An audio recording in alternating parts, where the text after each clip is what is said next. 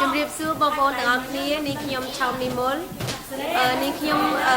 ជាអ្នកចម្រៀងដែលនៅស្រុកខ្មែរហើយក៏ដូចនៅស្រុកអាមេរិកនេះបងប្អូនមកស្គាល់នឹងខ្ញុំហើយបងប្អូនក៏កំពុងទស្សនានៅអប្សរាវីដេអូ on YouTube ចាសូមអរគុណច្រើនណាស់